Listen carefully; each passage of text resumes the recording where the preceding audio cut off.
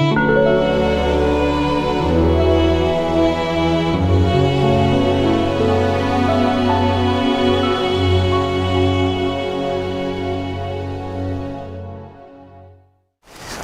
let us continue with the 8 consciousnesses.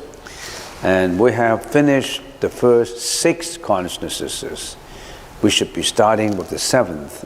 The way we study consciousness is based on perspectives. The first one is the objects. How each consciousness perceives external object, perceives the world. So that's how we study how our consciousness, our eyes, our ears, our nose, our tongue, our body, our thinking consciousness, the 6th consciousness, how does each consciousness perceive external objects? What are these external objects? How do we perceive them? So that's the first perspective that we study. This is just a regurgitation. We always want to bring it back to the right track. How do we study it? Because it's so broad. These are each perspective that we have been examining. The second is modes of knowledge. How does each consciousness get to know externalities? And moral nature, wholesome, unwholesome, neutral. What's the moral nature of each consciousness? Realms of its activity. Where does each consciousness active? Concomitant mental functions.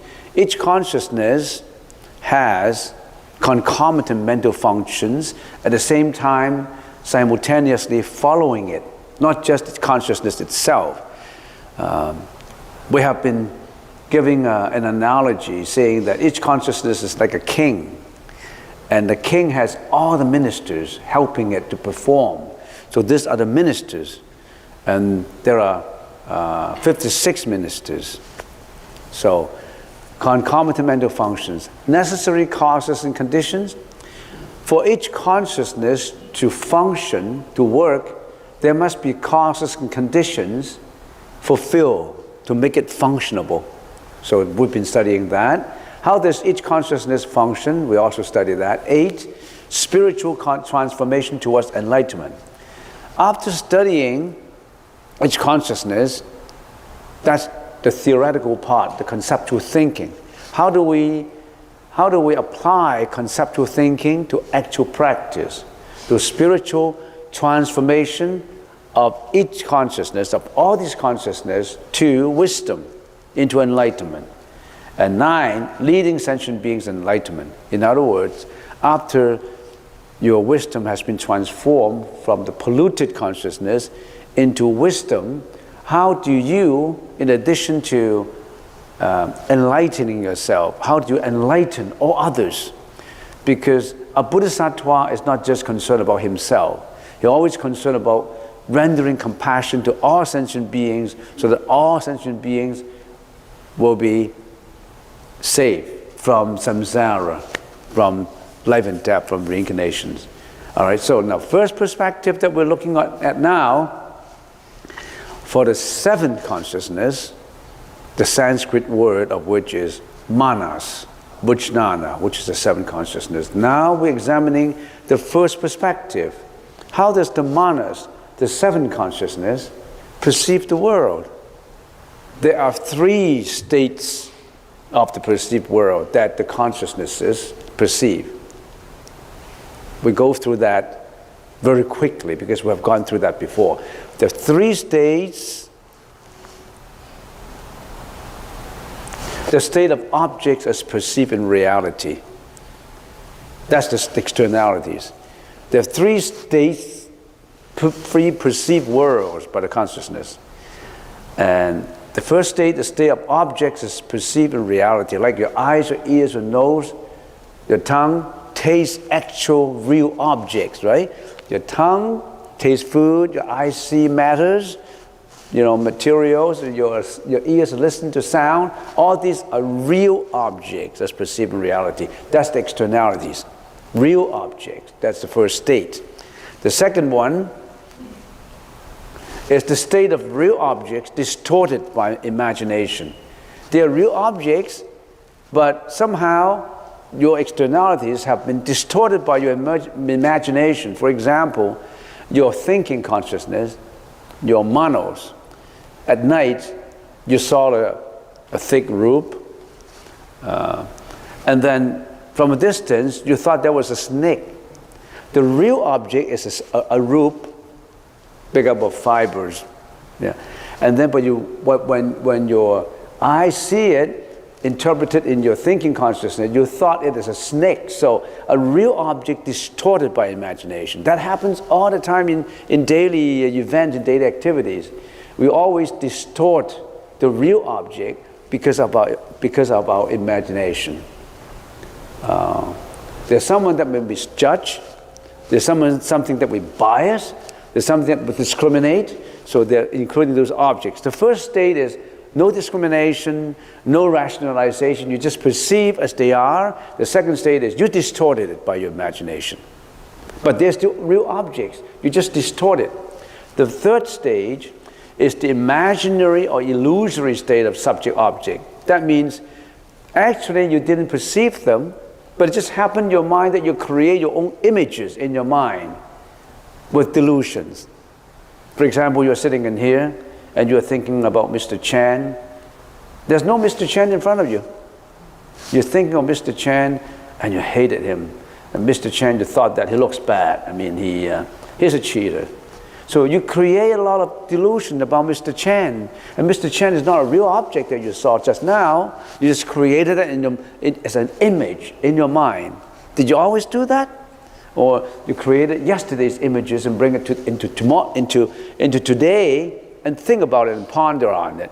That's the reason why we always attach to past history, to past agony, to past happiness, to past jealousy. You always brought it back to the present, your illusory, imaginary state, and you ponder on it, and you hang on to it, and you attach to them. These are the three comprehensive external states of the perception of the external world.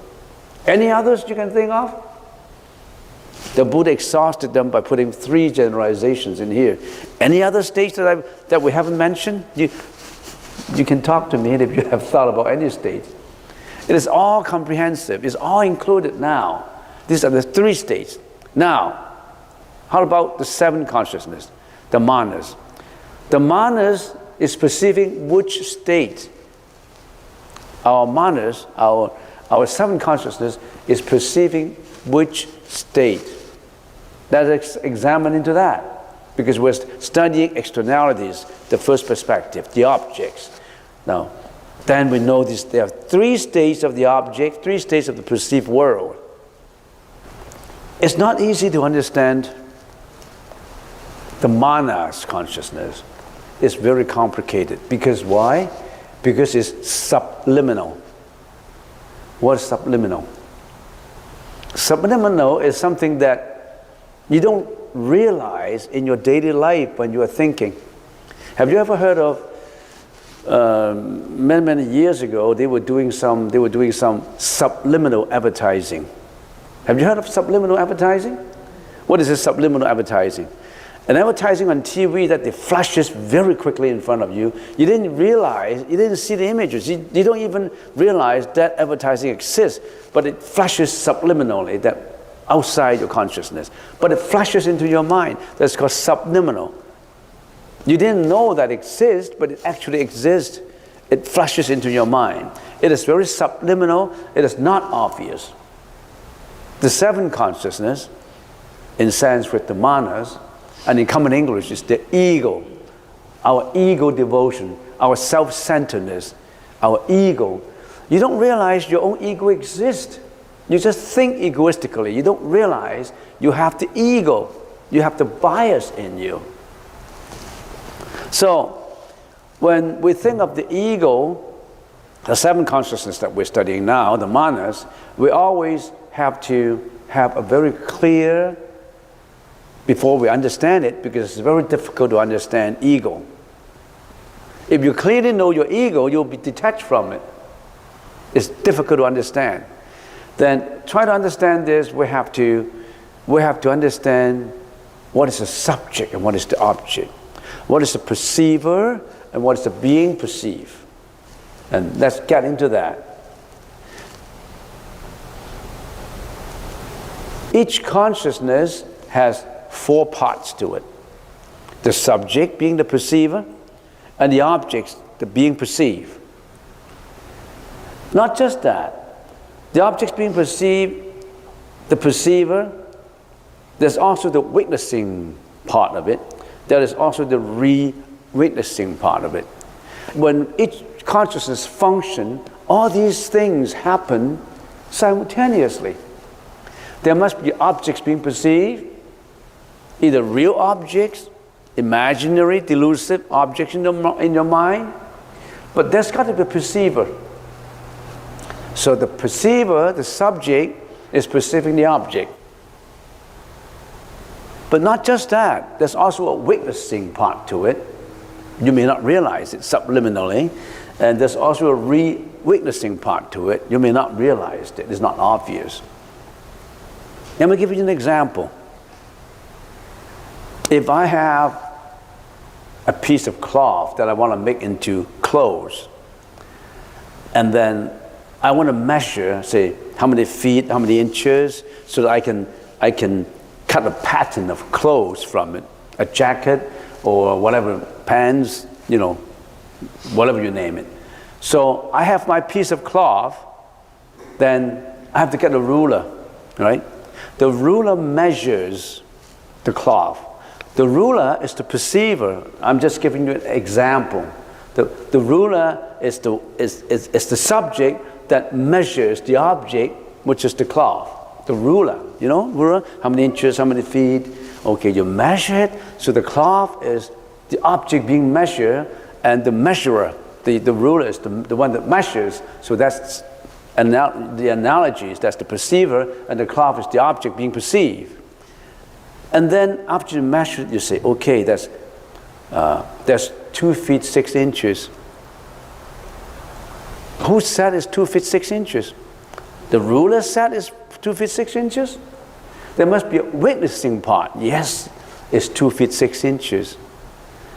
And then after you know it's 2 feet 6 inches, there is a hidden part saying that I want to reconfirm. Yes, it is re-witnessing it. It is 2 feet 6 inches. So in everything that you actually consciously do, there are 4 parts to it that you may not even realize it. It happened. But what is a little obvious than the witnessing and the re-witnessing is the perceiver and the objects being perceived.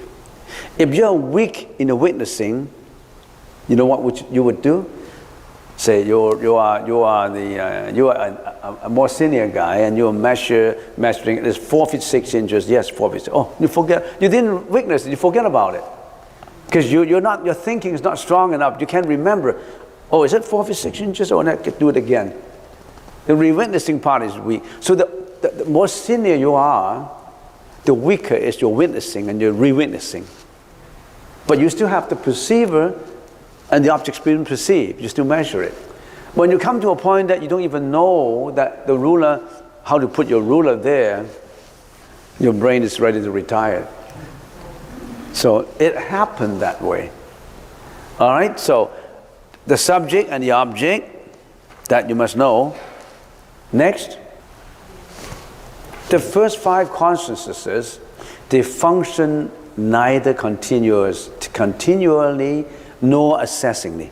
In other words, your eyes, your nose, your ear, your tongue, your body, they function, but they don't function continually. In other words, when you die, when you sleep, they don't function. When you sleep, your eyes still function when you sleep? Your ears still function? No. They are not continual. Neither are they assessing. Your eyes only see, like a camera, to capture the images, but your eyes themselves, they don't know, this is Mr. Chen, this is Mr. Lee, this is Jack, this is Jeanette, whoever. So the first 5 consciousness, they do not assess. They only capture the images and do a front-end assessment, which is not quite assessing. And they're not continual. They don't function continually. The sixth consciousness, the mana consciousness, it functions assessingly but not continually. In other words, your thinking consciousness, sixth consciousness, always assess. Is this good? Is this bad? Is this dangerous? This is safe? This is ugly? This is beautiful? This is tall? This is short? This is poor? This is rich? Your sixth, your mana, always assess. And in the process of assessing, your mana is related to what? The manas, the sixth consciousness, which functions assessingly and continually. Because the sixth consciousness may die. When your body dies, there's no more sixth consciousness. But the seventh consciousness never dies. It always carries into the next body, the next life. It always assesses. But it's assessing subliminally, not obviously. You understand all this distinction? Continually and assessingly, they're not the same. And let's start to talk about a general concept before we get into the object of the seventh manas consciousness. The manas consciousness, they have particularly 4 mental afflictions. And if you analyze later in concomitant mental functions, they have 18. The manas has 18 concomitant mental functions. How about the sixth consciousness? How many concomitant mental functions they have? Oh, 51. How about the first 5 consciousness? Concomitant mental function, 34. And how about this 7 consciousness? It has 18.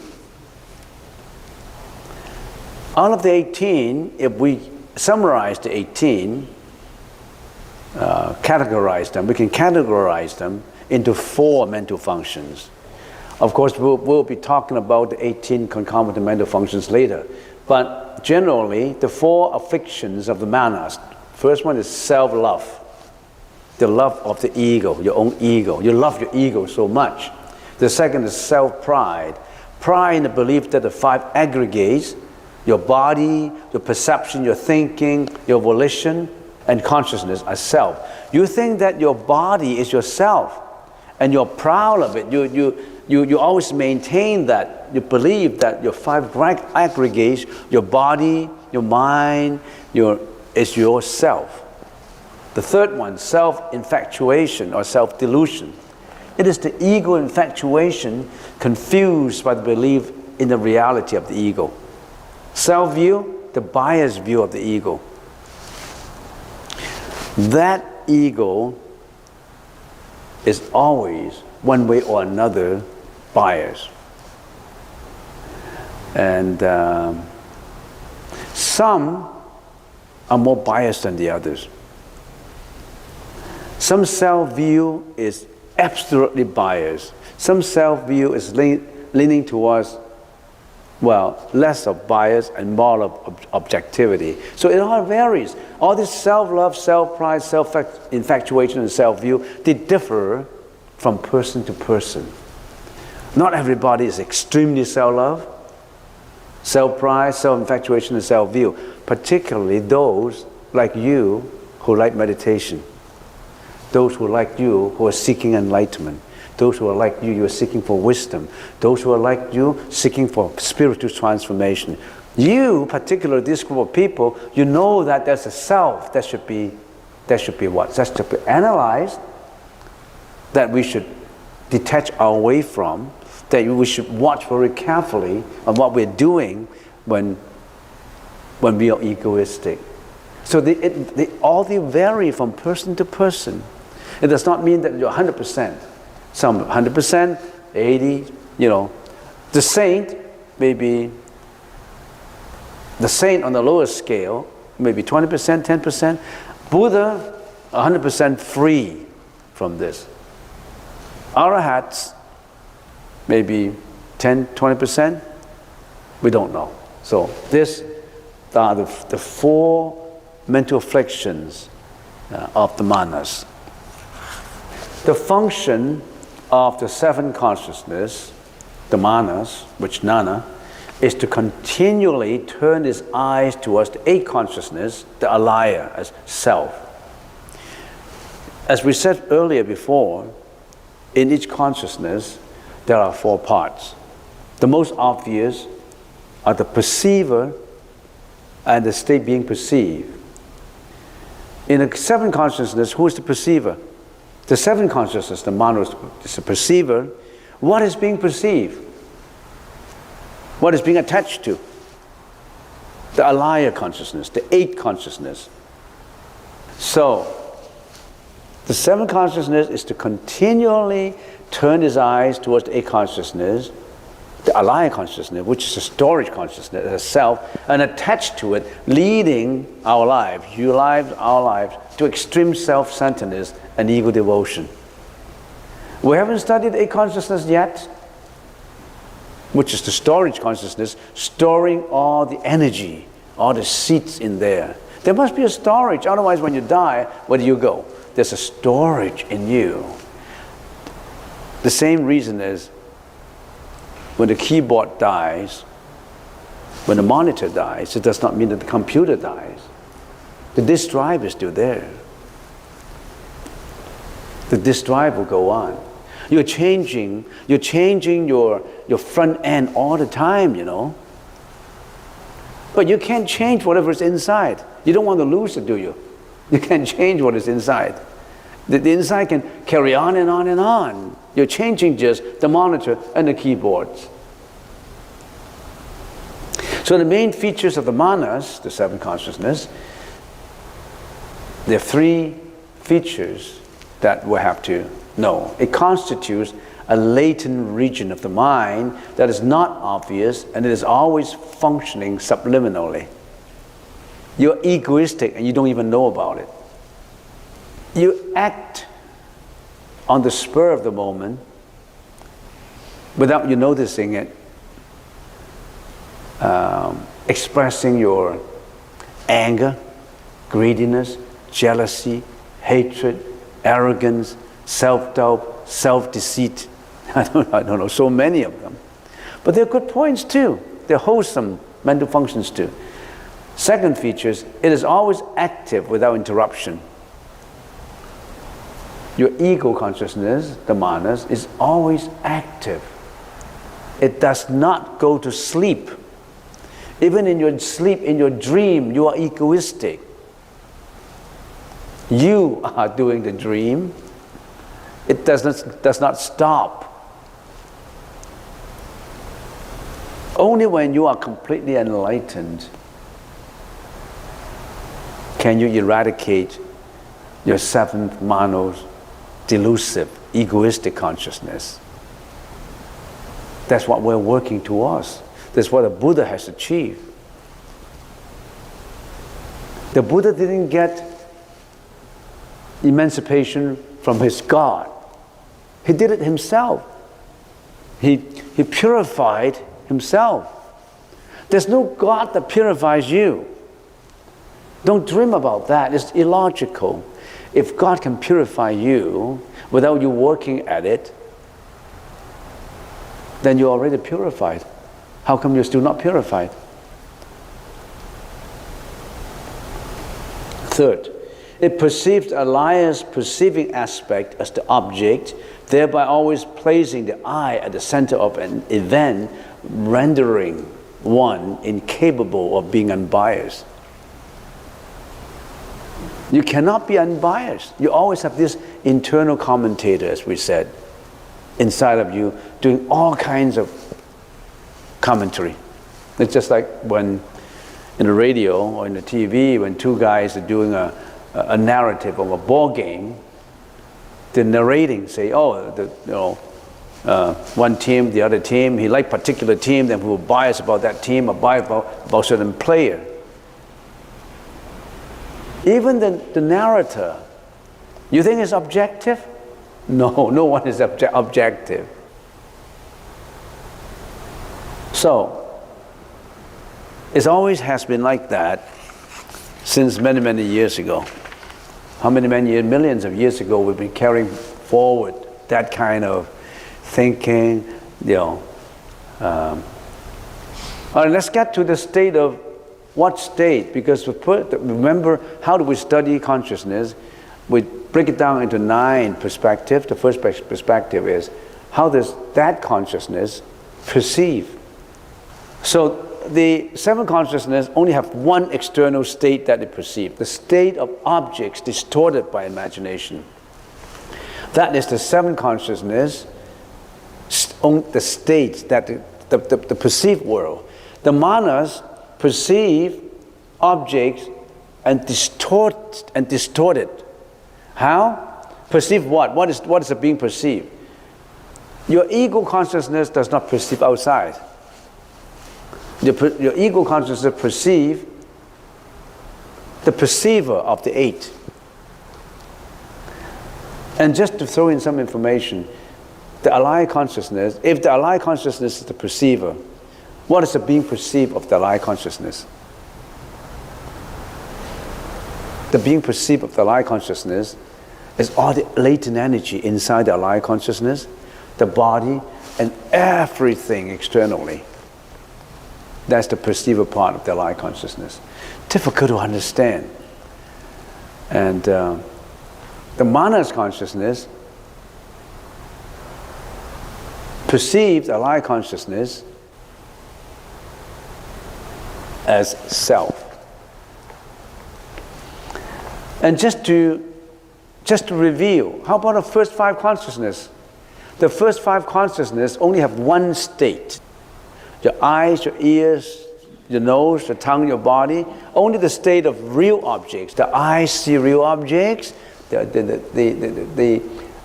ears listen to real sound, the nose smell real fragrance, the tongue tastes real taste, the body have real touch, have real interaction in between all the organs. So they only have one state. The first 5 consciousness only have one state of externalities that they interact with.